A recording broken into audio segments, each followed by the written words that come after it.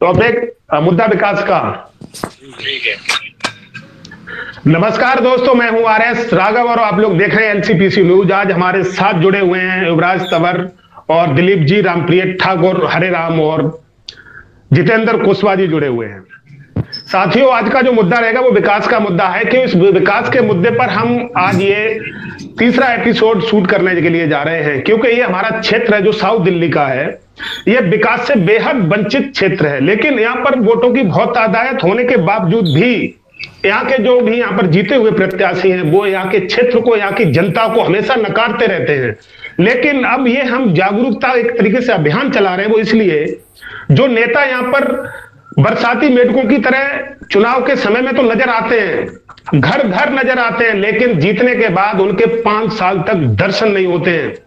इसके लिए कुशवाहा जी, मैं आपके साथ पहले कमेंट लेना चाहता हूं और आपसे पूछना चाहता हूं, आज से नहीं दशकों से यहाँ के नेता यहाँ की जनता को हमेशा धोखा देते हुए आए हैं और यहाँ की जनता फिर भी उन्हीं नेताओं को हमेशा चुन के सत्ता में बिठा देती है, उन्हीं के हाथों में अपना विकास का अधिकार सौंप देती है। तो उन नेताओं को सबक सिखाने का क्या तरीका है और इन नेताओं को किस तरीके से हम उस रास्ते पर लाएं जो कि हमारा और हमारे बच्चों का जो कि भविष्य है वो उस भविष्य को सुधारा जा सके। इसलिए जितेंद्र कुशवाहा जी, मैं आपका पहला कमेंट चाहते हैं।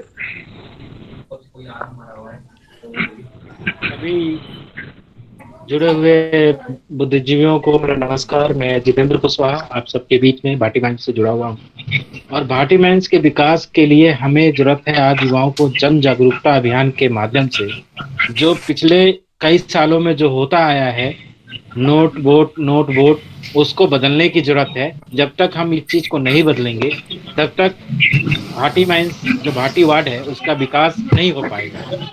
और इसके लिए हमें जरूरत है कि जो भी हमारे नए प्रतिनिधि आते हैं, जो जनप्रतिनिधि आते हैं, उनको हमें सहयोग करने की जरूरत है और उनके माध्यम से भाटी के लोगों को जन जागरूकता अभियान जरूरी है। जैसे रोड और हमारे बच्चों के लिए जैसे रोड, शिक्षा, इन विषयों पर अधिक से अधिक परिचर्चा करने की जरूरत है, उन पे आगे बढ़ाने की जरूरत है, क्योंकि जब तक हमारे बच्चे पढ़ेंगे नहीं तब तक हम आगे अपना विकास नहीं कर पाएंगे। कुशवाहा जी, मैं आपसे जानना चाहता हूं, आज से नहीं, ये दिल्ली सरकार जो आज हमारे दिल्ली में शासन कर रही है और जो जहां पर आप रहते हो, हम रहते हो, जो भी ये साथी यहाँ पर रहते हैं, इनको सबको पता है आज साउथ दिल्ली के वो हालात हैं, ऐसे हालात राजधानी में, ऐसे इतने बुरे हालात भारत देश के किसी भी गांव के हालात नहीं होंगे जितने बुरे हालात आज साउथ दिल्ली के हो रखे हैं। अरविंद केजरीवाल जब सरकार में नहीं थे तब ये लोगों को लुभावने प्रलोभन देकर के कहते थे कि मैं दिल्ली को पेरिस बनाऊंगा, लंदन बनाऊंगा। क्या लंदन पेरिस में इसी तरीके के रोड होते हैं जहां पर लोग गाड़ियों से नहीं पैदल चलते होंगे और पैदल चलते भी वो लोग गिरते होंगे सड़कों पर? इसलिए आप ये बताइए, पहली बार इनकी 49 दिन की सरकार बनी तब जनता ने इन्हें पूर्ण बहुमत नहीं दिया था, उसके बाद इनकी सत्ता में इन्हें इतनी सीट दे दी जो इनने सोचा भी नहीं था, उसके बाद इन्हें फिर तीसरी बार सत्ता में बिठा दिया। जनता कब तक इनके प्रलोभन में आती रहेगी? जनता को ये लोग कब तक ठगते रहेंगे? उसके बाद जनता इन्हीं को वोट करती है। इसलिए जनता को इन नेताओं को सबक सिखाने का, इस केजरीवाल को, जैसे केजरीवाल जनता को हमेशा लुभावने वादे करके, अभी आपने सुना है कि जो ठेके खुलवाए जा रहे हैं, एक ऐसी चीज बताओ आप, जब भी जहां चौराहे पर अगर एक शराबी खड़ा होता है वहां से माताएं बहनें 10 बार सोचती हैं उस शराबी के सामने से निकलने के लिए, क्योंकि वो शराबी कोई भी अच्छी हरकत उनके साथ कर सकता है। आप ये बताइए, केजरीवाल का अगर ये रवैया रहा, क्या लंदन पेरिस में ऐसे ही होता है? घर घर दारू देने का तो इन्होंने काम कर दिया है, लेकिन लोगों के पानी पीने की व्यवस्था ये केजरीवाल नहीं कर पाए। तो ये बताइए, आने वाले चुनाव में जनता का क्या आपको मूड लग रहा है? जनता केजरीवाल को किस तरीके से सबक सिखाएगी? और हमारे साथ कुमोद साहब भी जुड़ने का प्रयास कर रहे हैं, वो भी जुड़ रहे हैं, तो इस पर एक छोटा सा कमेंट दीजिए आप कुशवाहा जी। देखिए, आपने पहले चुनाव में देखा होगा केजरीवाल जी को 66 सीटें मिली और इस बार जब चुनाव हुए तो उनको कम से कम 63 सीटें मिली, यानी करीब 8-9 जो सीटें थी वो अन्य के खाते में गई। यानी जनता धीरे धीरे उनके विचारों को पढ़ रही है और आने वाले दिनों में अगर ये इसी तरह से काम करते रहे, प्रलोभन देते रहे, तो आने वाले दिनों में जनता भी जागरूक हो चुकी है। उनको जिस तरह से कुर्सी पे बैठाया है तो कुर्सी से उतार भी सकती है। नहीं, बिल्कुल आप सही कह रहे हैं कुशवाहा जी, जनता उन्हें उतारने का मूड बना चुकी है, मुझे जैसा लग रहा है, क्योंकि साउथ दिल्ली की तो बेहद हालात, इतनी दयनीय स्थिति कर रखी है इनने। साउथ दिल्ली में ना तो स्कूल हैं, स्कूलों में टीचर नहीं है, विकास के नाम पर केवल ये ठगी करते हैं, लोगों को छोटे छोटे प्रलोभन देते हैं। लेकिन लोगों से मैं एक बात ये कहना चाहता हूं, जो ये केजरीवाल, ये इनके जो नुमाइंदे, वो ये कहते हैं 1,000 रुपए वोट देकर के मैं खरीदता हूं। आप लोगों से मैं कहना चाहता हूं, 1,000 रुपए को अगर आप डिवाइड करते हैं 5 साल से और 365 दिनों से, तब 50 पैसे एक दिन के पड़ते हैं। आप लोग 500 रुपए डेली कमाने वाले हो, 600 रुपए कमाने वाले हो, 50 पैसे से क्या होने वाला। लेकिन 50 पैसे लेने की वजह से हमारे बच्चों का भविष्य गर्त में चला जाता है। क्यों ना हम एक ऐसे नेता को यहाँ पर चुने, जो नेता हमारे बच्चों के भविष्य के बारे में सोचे। जब हमारे लिए अच्छे नहीं होंगे, शिक्षा अच्छी नहीं होगी, रोड नाली नहीं होंगे, यहाँ पर ऐसी दशा है, हमें शर्म लगती है कि हम साउथ दिल्ली के भाटी मांझी क्षेत्र में रहने वाले हैं। इसलिए मैं युवराज जी आपसे एक कमेंट लेना चाहता हूं। आप ये बताइए, आप पर लोगों की बहुत आकांक्षाएं रहती हैं, और जो ये पिछले चुनाव हुए थे, जनता थोड़ी इसमें डाइवर्ट हो गई थी, लेकिन जनता को बहुत बड़ा पछतावा। मैं ये चीज भली भांत समझते हैं, अगर जैसे टेलीफोन होते हैं ना, पोर्ट कराने का सिस्टम बना हुआ है। अगर आपको इस कंपनी की सर्विस अच्छी नहीं लग रही तो दूसरी कंपनी में आप जा सकते हैं। अगर आज की तारीख में वोट को पोर्ट कराने का सिस्टम होता तो वर्तमान सरकार जो केजरीवाल चला रहे हैं, शायद इनके नुमाइंदों की जमानत जब्त हो जाती अगर पोर्ट कराने का सिस्टम होता। लेकिन जनता क्या करे, लोकतंत्र में 5 साल चाहे नेता गलती से कैसा भी चुन जाए, 5 साल तक उसे भुगतना पड़ता है। लेकिन आज की तारीख में जो मैं देख रहा हूं, जनता इतनी पीड़ित है, इतनी शोषित है। अगर कोर्ट का सिस्टम आ जाए तो आज की डेट में केजरीवाल की एक भी सीट नहीं बचेगी दिलीप जी। तो इसके लिए आप क्या कहना चाहते हैं? अगर जो आगामी चुनाव आने वाले हैं निगम पार्षद के, जनता ने मूड बना रखा है कि मैं इस अपने जो चुना हुआ नेता, जो हमारी भाटी माइंस, हमारे क्षेत्र, चाहे भाटी माइंस नहीं, पूरी दिल्ली की बात कर रहा हूं, पूरे भारत देश की बात कर रहा हूं, जब जीतने के बाद नेता 5 साल जनता के बीच में नहीं जाए तो उस नेता को वोट देने से जनता को क्या फायदा है? और अगर जनता आपकी तरफ रुख कर रही है तो जनता आपसे क्या उम्मीदें लगा सकती है? युवराज तंवर जी, आपका कमेंट चाहते हैं। आप सभी को मेरा सादर प्रणाम। हमने 2015 से जो पहले 4 साल होते हैं उसमें तो अभी मौजूद सरकार है, वो जनता को पूरी तरीके से इग्नोर करने का प्रयास करती है। जो पैसा जनता के विकास के लिए लगा उस पैसे को अपने निजी मामलों में उस पैसे को खर्च करती है। आज दिल्ली में 3,000 करोड़ रुपए आम आदमी पार्टी द्वारा बोले, अगर वो 3,000 करोड़ रुपए लगाए जाए तो हमें कितने फूल मिल जाते। छतरपुर विधानसभा में अभी 12 स्कूल ऐसे हैं जो पास हुए हुए हैं, और 12 स्कूल चौधरी ब्रह्म सिंह तंवर जी ने 1 वर्ष के अंदर पूरी विधानसभा के लिए पास करवाए थे। परंतु दुर्भाग्यवश जो पैसा उन स्कूलों में लगाना चाहिए था, वो पैसा आज अरविंद केजरीवाल जी के विधायक ठेकों में और अन्य व्यवसाय वाली जगह लगा रहे थे। तो मैं तो यही बात कहना चाहूंगा कि जिस प्रकार अरविंद केजरीवाल स्टार्टिंग के 4 वर्ष जनता को इग्नोर करने का प्रयास करते हैं और बाद में जो आखिर का 1 वर्ष का लालच, जनता को प्रलोभन, अब जनता इन बातों को समझ में ये आशा है कि जनता अच्छे कैंडिडेट्स को चुनकर यहाँ भेजेगी ताकि जो लोग क्षेत्र का विकास कर पाए, साफ सफाई और छोटी मोटी ही उसके तो इसको ट्रेलर मानकर आगे, ऐसी मैं भी आशा करता हूँ। मुझे लगता है आपसे और यही बातें रखकर मैं ये कहूंगा कि लालच में ना आकर हम लोग क्षेत्र के विकास के बारे में सोचें, अपने भविष्य के बारे में सोचें। आज केजरीवाल जी जो हमारे युवा हैं, उनसे कोई दुश्मनी लेकर युवाओं के भविष्य को अंधकार में डाल रहे हैं। दिल्ली 272 वार्ड में से हर वार्ड में 3 शराब के ठेके खोल रहे हैं। अब तक वार्ड ऐसे थे जिनमें एक भी शराब का ठेका नहीं, परंतु अरविंद केजरीवाल जी की नई शराब की नीति के तहत हर वार्ड में 3-3 ठेके देंगे। युवाओं को शराब पीने के खाया जाएगा, युवाओं के भविष्यों के साथ खेला जाएगा। और जो माताएं, राघव जी ने शुरुआत में ये बात बोली थी कि हर माता बहन ठेके के सामने से डर सकता है, ये डर अब उनके घर के बाहर भी रहेगा। रेजिडेंट में ठेके खोले जाए और हम सबको साथ मिलकर इनका विरोध करना चाहिए और आने वाले निगम के चुनावों में ऐसे प्रत्याशियों को जिताना चाहिए जो कि सदैव हमारे सेवा भावना को लेकर चले और सदैव हमारे विकास कार्यों को आगे लेकर चले। बहुत बहुत धन्यवाद। रामप्रिय जी, मैं आपसे जानना चाहता हूं, युवराज जी ने जैसे भी बताया, तो केजरीवाल जी कहते थे महिलाओं की ये सुरक्षा की गारंटी लेते थे। केजरीवाल जब सत्ता में नहीं थे उससे पहले कहते थे सभी बहनों की मेरे पास गारंटी रहेगी, सभी बहन अगर रात के समय भी दिल्ली की सड़कों पे निकलेंगे तो निसंकोच होकर के निकलेंगी। मुझे तो ऐसा लगता है जो इन्होंने अभी निर्णय लिया है ये इससे ज्यादा घटिया और कोई निर्णय हो नहीं सकता। कहते हैं कि एक शराबी अपनी गम भुलाने के लिए दारू पीता है, लेकिन वो शराबी अपने पूरे परिवार को गम में ढकेल देता है। और आप ये बताइए, केजरीवाल ने जो ये कदम उठाया है घर ठेके खुलवाने का, जो 850 ठेके खुल भी चुके हैं, इससे आने वाले दिनों में क्या असर पड़ेगा और जनता केजरीवाल को इसका जवाब कैसे देगी? रामप्रीत जी, छोटा सा कमेंट चाहते हैं मैं आपसे। सभी भाइयों को नमस्कार। जो निर्णय लिया है केजरीवाल जी, वो बहुत गलत निर्णय है। आने वाला चुनाव जो है उनको डिसीजन सुना देना है ना, बहुत ही गलत डिसीजन हुआ है। अच्छा, आने वाले चुनाव में क्या करोगे आप? केजरीवाल के विपरीत जाओगे? केजरीवाल को सुधारने का तरीका है क्या जो कि ये गारंटी लेते थे? ये बताओ, जब ठेके घर घर खुल जाएंगे तो माता बहनों की तो जिंदगी वैसे ही दुश्वार हो जाएगी, क्योंकि शराबी जहां खड़ा होता है तो वो शराबी कोई भी ओछी हरकत कर सकता है। जो औरत का सबसे महंगा और सबसे उनका जो अनमोल वो गहना होता है वो सील होता है, जब किसी स्त्री का सील भंग हो जाता है उस पर क्या गुजरती है, वो अपना नाम लेके कहीं कंप्लेंट भी नहीं कराती है। तो इससे क्या प्रभाव पड़ेगा ये बताओ? केजरीवाल जो करना जा रहा है, केजरीवाल जो कर रहे थे कि मैं सभी की सुरक्षा की गारंटी लेता हूँ, सीसीटीवी में कैद होगी दिखवाएंगे कि शराब के ठेले जो हमने खुलवाए हैं उनसे क्या असर ये पड़ रहा है दिल्ली की जनता पर।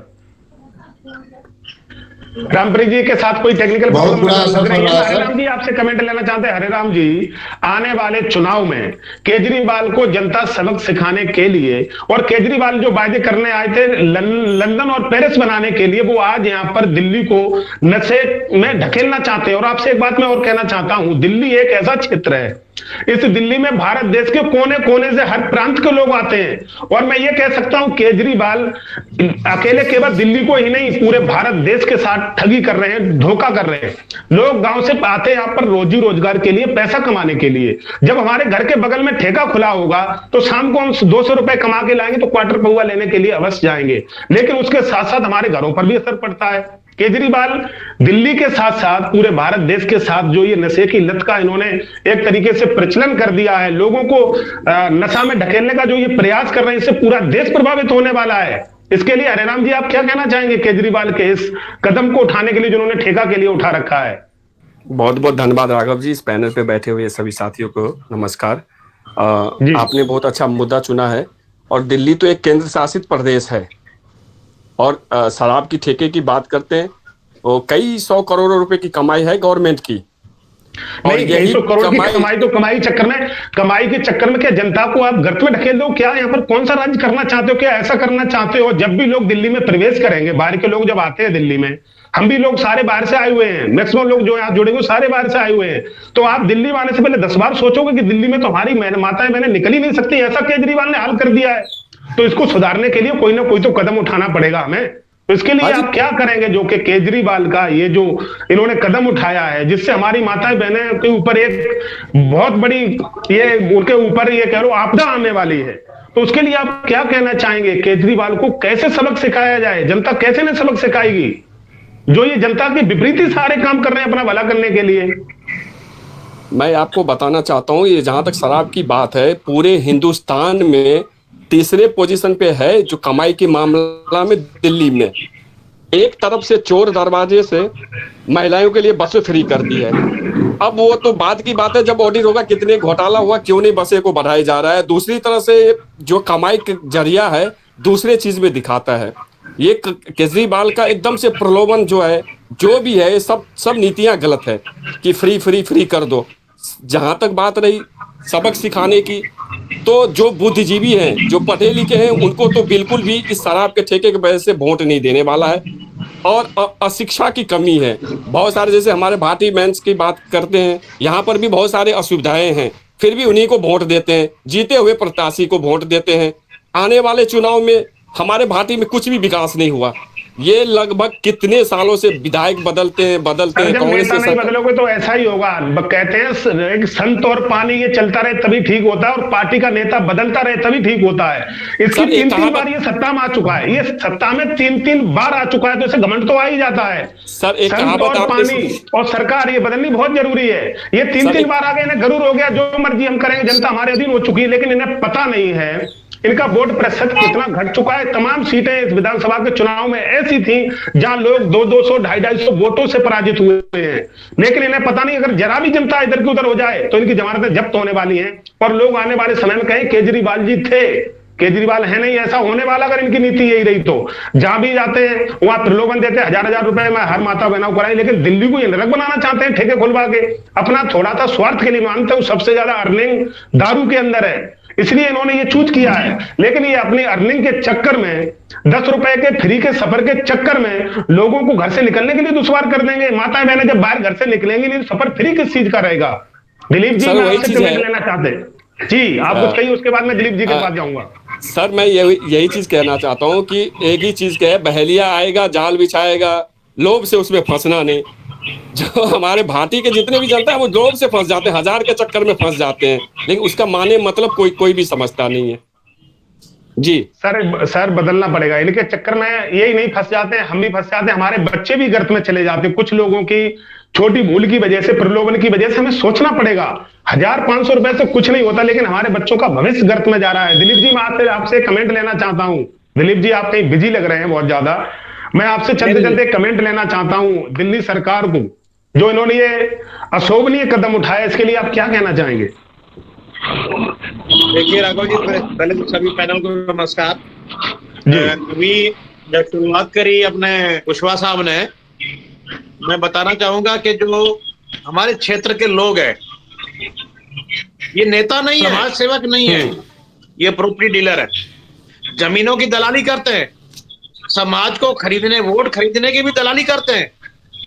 ये सोचते हैं कि 5 साल तक हम क्या नाम है, प्रॉपर्टी डीलिंग करेंगे, दलाली करेंगे, लोगों की, गरीब लोगों की जमीनें बेचेंगे, गुमराह करेंगे, और जब इलेक्शन आएगा लोगों का ईमान धर्म खरीद लेंगे, उनका वोट खरीद लेंगे वहां। तो इस बार लोगों को समझाएं कि हमें दलाल लीडर नहीं चाहिए, प्रॉपर्टी डीलर लीडर नहीं चाहिए, हमें चाहिए जो समाज की सेवा करे। दिलीप जी, जीते हुए प्रत्याशी, अभी यहाँ की जनता से पूछा जाए कि आपका काउंसलर कौन है, आपका विधायक आपने कब से नहीं देखा है, तो यहाँ की जनता, आधे लोग ऐसे विधायक को भूल चुके होंगे, काउंसलर को शकल से नहीं पहचान पाएंगे। काउंसलर जीतने के बाद यहाँ पर नहीं आते हैं, विधायक यहाँ जीतने के बाद नहीं आते, केवल वोटों में भाटी में डेरा डालते हैं। ऐसे तो भाटी नहीं, पूरे भारत देश में तमाम ऐसे नेता हैं। इन नेताओं को सबक कैसे सिखाया जाए? भाई मैं आपसे कहता हूं, जनता को आप कैसे, जनता का दिशा कैसे मोड़ेंगे? जनता इन नेताओं के प्रलोभन में आ जाती है, इससे आप जनता को कैसे प्रभावित करेंगे? ये जनता बुरी तरीके से प्रभावित हो, छोटे छोटे लालच दे दिए, 10 दिन आपके यहाँ डेरा डाल लिया, उसके बाद 5 साल तक आपका ये शोषण करते हैं। इसलिए जनता को शोषण से कैसे बचाया जाए? जनता को समझाया जाएगा। जनता धीरे धीरे जागरूक हो रही है, और काफी लोग, कुशवाहा जी जैसे लोग हैं, हरिराम जी जैसे लोग हैं, आप जैसे लोग हैं, अपने रामप्रिय जैसे लोग हैं, अगर ऐसे पढ़े लिखे लोग, सभी समाज सेवक लोग आएंगे और लोगों को अपने अधिकार के बारे में समझाएंगे कि 30-35 पैसे रोज के चक्कर में हम अपना ईमान, धर्म, माँ बहन की इज्जत तक बेच देते हैं। एक वोट की कीमत जो है वो माँ बहन की इज्जत से भी ज्यादा है। अगर हम उसको, अपने वोटों को बेच देंगे, तो हमारा भविष्य, आने वाला भविष्य उज्जवल कैसे होगा? कैसे हमें स्कूल की सुविधा मिलेगी? कैसे हमें सड़क की सुविधा मिलेगी? कैसे हमारे बच्चे अच्छी सड़कों पर चले, वो कैसे मिलेगी? तो उसके लिए आप जैसे लोगों का, इस समाज के अंदर अच्छे लोगों को चुनाव जिताना, अच्छे लोगों के लिए, लोगों के बारे में समझाना, हम सभी ये प्रयास करेंगे तो जरूर इन प्रॉपर्टी डीलरों से हमें छुटकारा मिलेगा। उनका घमंड टूटेगा कि हम पैसा देकर लोगों का ईमान, धर्म और वोट जो खरीदते हैं, उसको आप जैसे लोगों से साथ मिलकर हम लगाम कसेंगे। कुशवाहा जी, एक बात ये बताइए, आप भी उस दिन कह रहे थे कि नेताओं को हम ऐसा करें कि नेता भाटी माइंस नहीं, पूरी दिल्ली नहीं, पूरे भारत देश में ये विकास करने के लिए विवश हो जाएं। आपसे उस दिन हमारा डिस्कस भी हो रहा था कि क्या करना पड़ेगा इसके लिए। तो इसके लिए ऐसा क्या मंत्र है, ये नेताओं को ये बताओ। हम लोग ऐसा सबक नहीं सिखा सकते हैं? ये नेताओं को ये एहसास होना चाहिए ना, रियलाइज होना चाहिए कि वोट लेने के बाद ये क्षेत्र में 5 साल तक नहीं आए हैं, इसलिए यहाँ की जनता हमें बुरी तरीके से यहाँ से लताड़ रही है। इसके लिए ऐसा कोई कदम नहीं है आपके पास? आपके पास कोई ऐसा कदम नहीं, नेताओं को सबक सिखाया जो दोबारा ये चुनाव लड़ने के बारे में सोचे ही नहीं, और क्षेत्र में आने से ही 10 बार सोचे कि क्षेत्र में वोट लेने के बाद हम एक भी दिन विकास के नाम पर यहाँ पर नहीं आए हैं। ऐसा क्या किया जाए जनता इन नेताओं को इस तरीके से सबक सिखाए, नेता सोचने के लिए मजबूर हो जाए। बहुत बहुत एक बार मैं फिर से धन्यवाद करना चाहूंगा कि आप कई दिनों से, कई हफ्ते से आप भाटी माइंस के विकास के मुद्दे पे बात कर रहे हैं और नए नए हमारे साथी जुड़कर अपने विचारों को रख रहे हैं, उनको मैं धन्यवाद करना चाहूंगा।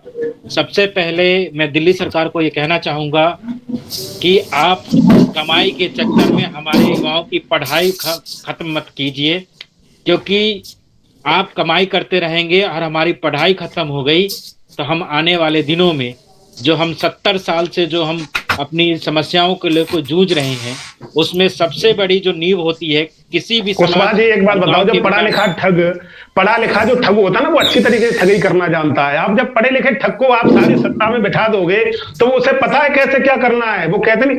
इसलिए देश में राजतंत्र चल रहा है, एक अंगूठा टेक भी चुनाव लड़ सकता है, इसलिए कहा गया है। उस व्यक्ति को पता है कि कैसे लोगों को भ्रमित कर सकते हैं। आज करप्शन इतना ज्यादा बढ़ गया है, जब इसकी 49 दिन की सरकार बनी थी, जब अन्ना ने जब इस आम आदमी पार्टी को पैदा किया था, तब लोग करप्शन से उस दिन भी पीड़ित थे और उससे ज्यादा आज पीड़ित हैं। पहले ड्राइविंग लाइसेंस बनवाने में 2000 रुपए लगते थे, आज 10,000 में ड्राइविंग लाइसेंस बनाए जा रहे हैं। करप्शन दिल्ली में इतनी चरम सीमा पर है, और लेकिन इनके जो भी इनके नुमाइंदे हैं वो लोगों को बुरी तरीके से शोषण करते हैं। 10 रुपए के सफर दे करके माता बहने हमारी 5-5 हजार रुपए में नौकरी करने के लिए मजबूर है। इनके श्रम मंत्री के साथ अगर कोई कंप्लेंट करता है तो वो कोई एक्शन नहीं लेते। एक्शन न लेने की वजह केवल ये है कि ये सारी कंपनियों वालों से मिल करके उनसे पैसा खाते हैं, इसलिए कैसे कर सकते हैं, लोगों का शोषण कर रहे हैं। एक माता मैंने अगर 10 रुपए की सफर करती, 15 रुपए से ज्यादा टिकट नहीं, आप यहां से लेकर के जहां बस का एंड होता है वहां तक चले जाओ, 15 रुपए केवल दिल्ली में लगते हैं। लेकिन 15 दूनी 30 रुपया उसके अप डाउन के हो गए, 900 रुपए महीने के हो गए। 900 रुपए आपको दे करके ये 5,000 रुपए में नौकरी करने के लिए बेबस कर रहे हैं।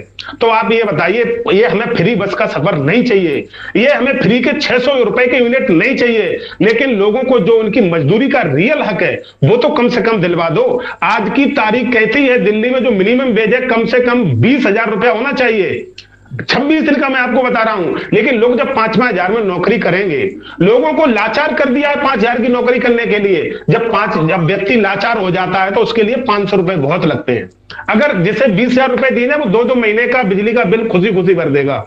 इसके लिए आप क्या कहना चाहेंगे? इनडायरेक्टली लोगों का शोषण किया जा रहा है, और केवल दिल्ली नहीं पूरे भारत देश का किया जाता है, क्योंकि हर प्रांत के लोग दिल्ली में नौकरी करने के लिए आते हैं, रोजी रोजगार के लिए आते हैं, और वो सारे लोग इस शोषण से पीड़ित हैं दिल्ली के अंदर। उसके लिए कुशवाहा जी क्या कहना चाहेंगे आप इस सरकार के लिए?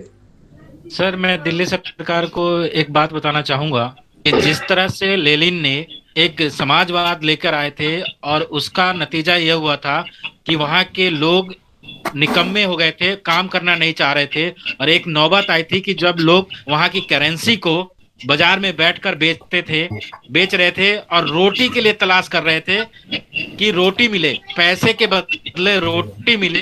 वही हालत अगर इस तरह से हम फ्री बांटते रहे तो आने वाले दिनों में लोग जो फ्री की, अब आपका अगला कदम क्या होगा? दिल्ली में चुनाव 5 साल बने बीच बीच में भी होते रहते हैं। ऐसे आप जब निकम्मी सरकार बता रहे हो, ऐसे निकम्मी सरकार को सबक सिखाने का तरीका भी होगा कोई। अब जो आने वाले चुनाव में इन्हें कैसे सबक सिखाओगे, क्या कदम आप उठाओगे? मैं आपको वही बताने की कोशिश कर रहा हूँ कि ये जो हमारा देश है बाबा साहब अंबेडकर के संविधान से चलेगा, ना कि किसी की कमाई से चलेगा, ना किसी लोग लाचार है ना। लोगों को मजदूरी का हक मिलेगा तो ना किसी के आगे हाथ फैलाने की जरूरत ही नहीं पड़ेगी, स्वाभिमान की जिंदगी लोग जिएंगे। आप जानते हो आदमी जब मजबूर होता है तभी किसी के आगे हाथ फैलाना चाहता है। हर व्यक्ति चाहता है कि हम दूसरे को दान दें, दूसरा व्यक्ति हमारे अधीन होकर के काम करे, हम किसी का अधीन नहीं रहे। लेकिन मजबूरी में ये इतना परवश कर दिया गया लोगों को, 5-5 हजार में, 10-10 हजार में 12-12 घंटे लोग काम करने के लिए मजबूर हैं। लेकिन ये सरकार बहरी सरकार हो चुकी, फिर भी नहीं सुनते हैं ये लोग। इनके यहाँ आप कंप्लेंट कर लो, इनके यहाँ लेटर भेज लो, ये बिल्कुल सुनने वाले नहीं है। तो इन्हें कैसे सुधारोगे? इनका तरीका क्या है? आप भाटी माइंस में रहते, भाटी माइंस से पैदल नहीं निकल सकते हो, आज ये हालात है, तो इन्हें कैसे सबक सिखाओगे आने वाले चुनाव में? सर, हमारे पास, हमारे युवाओं के पास और बाबा साहब का दिया हुआ संविधान है, और संविधान में वोट का अधिकार दिया गया है, जिसका हम भरपूर इस्तेमाल करेंगे। और इस वोट का जो हथियार है, इस वोट के हथियार के माध्यम से उनको हम जिस कुर्सी पे बैठाया हुआ है, चाहे वो निगम पार्षद हो, चाहे वो हमारे विधायक हो, चाहे जो भी हो, उनको हम वोट के अधिकार से भाटी माइंस के अंदर जन जागरूकता, वोट के अधिकारों को बताकर उनको वोट के माध्यम से हटा सकते हैं। और यही हमें करना होगा, तभी जाके हम अपने भाटी माइंस का विकास कर सकते हैं। वोट के कुशवाहा जी ये बताओ, ये आप बिल्कुल सही कह रहे हो कुशवाहा जी, आपकी बात से मैं बिल्कुल सहमत है, आप सही बोल रहे हो। अगर इन नेताओं के, अगर भाटी माइंस से इनके 0 वोट जाए, 0, तो ये आके निगम पार्षद से लेकर के और ऊपर वाले लोग भी सोचने को मजबूर हो जाएंगे कि भाटी माइंस में ऐसा क्या कारण था जिससे हमारे वोट 0 आए हैं। मैं आपसे पहले भी कह चुका हूं, सरकार और संत और पानी एक जगह नहीं टिकने चाहिए, टेकोगे तो इन्हें गंदे हो जाएंगे ये लोग, ये जानते हैं हमारी मजबूरी को, इसलिए इन्हें बदलना बहुत जरूरी है। मैं आपसे ये बड़े दावे के साथ कह सकता हूं, अगर यहां से इनके 0 वोट आप करके भेज देते हो तो केजरीवाल की मजबूरी हो जाएगी सोचने के लिए कि भाटी माइंस में ऐसा क्या कारण रहा जिसकी वजह से हमारे वहां पर 0 वोट रहे हैं। और हरिराम जी क्या कहना चाहेंगे आप इसके लिए? कैसे 0 वोट किए जाए यहां से? कैसे केजरीवाल को सोचने के लिए मजबूर किया जाए कि भाटी माइंस से 0 वोट क्यों आए हैं? कैसे पता चलेगा उसे? सर, 0 वोट के लिए तो नहीं कह सकता हूं, लेकिन केजरीवाल को कम से कम हर व्यक्ति 10 कमियां गिनाए और भाटी माइंस में डोर टू डोर कैंपेन करे, यही सबसे बड़ा उद्देश्य है। और कुशवाहा जी कह रहे थे पढ़े लिखे, मैं पढ़े लिखे की बात नहीं कर रहा हूं, पढ़े, ज्ञानी और विद्वान में जमीन आसमान के फर्क है। ज्ञानी अंगूठा छाप भी हो सकता है, जो कि हर मुद्दे पे अपना बात को रखते हैं, खुलेआम रखते हैं, लेकिन विद्वान वही ढुलमुल रवैया, इधर की बातें उधर करना, सबसे ज्यादा पढ़े लिखे में करप्शन है। तो मैं उस बात से डिसएग्री करता हूं। पढ़ा लिखा व्यक्ति ठगी अच्छे तरीके से करता है। वो कहावत है, गधे के ऊपर फाइल रखने से कभी वकील नहीं बन सकता गधा। गधे के ऊपर आप सारी फाइल रख दो, सुप्रीम कोर्ट के जितने सारे कानून की किताबें रख दो, वकील थोड़ी बन जाएगा। एक अनुभवी लोग हैं, वो जानते हैं कि क्या होता है अनुभव में। आप बिल्कुल सही कह रहे हो। आप ये बताओ, जब जनता इतनी पीड़ित है, आप लोग ये चीज क्यों नहीं सोचते हो? जब यहाँ पर विकास नहीं होता क्यों रोते हो इनके पास? हमारे पास ये अंगूठे के में वो शक्ति है, आप अच्छे से अच्छे धुरंधर को सबक सिखा सकते हो जो एक साइकिल पे चलने लायक नहीं होता। मैं बार बार कहता हूं, इस अंगूठे में वो ताकत है कि उस व्यक्ति को आप प्लेन में बैठने लायक बना देते हो इस अंगूठे की वजह से। तो इन नेताओं को क्यों नहीं मजबूर हम कर सकते हैं इतना, जो कि यहाँ से वोटों की इतना इन्हें सोचने पर मजबूर हो जाए कि क्षेत्र में ऐसा क्या हुआ जो इस क्षेत्र की जनता ने हमें वोट ही नहीं दिया, बिल्कुल नकार दिया। ऐसा हम क्यों नहीं कर पाते हैं? जनता को हम क्यों नहीं समझा पाते हैं? आप लोग इतने बड़े बुद्धिजीवी यहाँ पर जुड़े हुए हैं, कुशवाहा जैसे समाज सेवक लोग यहाँ पर जुड़े हुए हैं। समाज का उत्थान केवल हो ही इस तरीके से सकता। कुशवाहा जी उस दिन बोल रहे थे कि मैं नोटा दबाऊंगा इस बार। कुशवाहा जी, मैं युवराज के पास जाऊंगा, उससे पहले आपसे एक कमेंट और लेना चाहूंगा, क्या नोटा समाधान हो सकता है क्या? कुशवाहा जी आप तक आवाज पहुंच रही है? जी, मैं आपके इस नोटा समाधान नहीं है, पर नोटा एक विकल्प है हमारे पास। कि अगर हमारे पास जब अच्छे समाज सेवी नहीं होंगे, जब तक हमारे पास अच्छे नेता नहीं मिलते हैं, तब तक हम क्या करें? हमारे पास एक ही विकल्प है, वो है नोटा। और मैं आपको विश्वास नोटा कितने लोग दबाएंगे? यहाँ पर वोट भाटी माइंस में 10,000 वोट पड़ेंगे, 10,000 वोट में 500 लोग बड़ा मुश्किल से नोटा दबाएंगे ना, कितना भी समझा लो। लेकिन अब ये हमारे यहाँ राजतंत्र नहीं है, प्रजातंत्र है, और प्रजातंत्र में वोट देना बहुत जरूरी होता है। केजरीवाल भी पहले क्या कहते थे आपको पता होगा कि मैं सत्ता में नहीं जाऊंगा, ये दलदल है, ये कीचड़ है, यहाँ लोग गंदे हो जाते हैं। और हकीकत में वो कीचड़ में जाकर के गंदे हो चुके हैं, सारे लोग जानते हैं, भलीभांति जानते हैं, क्योंकि करप्शन चरम सीमा पर है, जिसकी वजह से उन्हें दिया था। नोटा समाधान नहीं है। किसी को, एक व्यक्ति को, ईमानदार व्यक्ति को, जिस पर आप ट्रस्ट कर सकते हैं, जो जनता की पीड़ा को समझता है, उस व्यक्ति को आपको चुनना पड़ेगा, तभी आपका विकास हो सकता है। नोटा समाधान नहीं है। इसलिए नोटा के लिए आप किसी को प्रेरित ना करें, लेकिन इस बात को समझाएं, एक ईमानदार नेता को अवश्य सुने और उससे इतनी वोटों की भरमार मिले जो कि सामने वाले नेता सोचने के लिए मजबूर हो जाएं कि हमने ऐसा क्या गलत कर दिया जिससे हमारी जमानत जब्त हो रही है और इस सामने वाले ने ऐसा क्या कर दिया जिसके वोटों की इतनी बहुतायत से मिली है। इसलिए हमें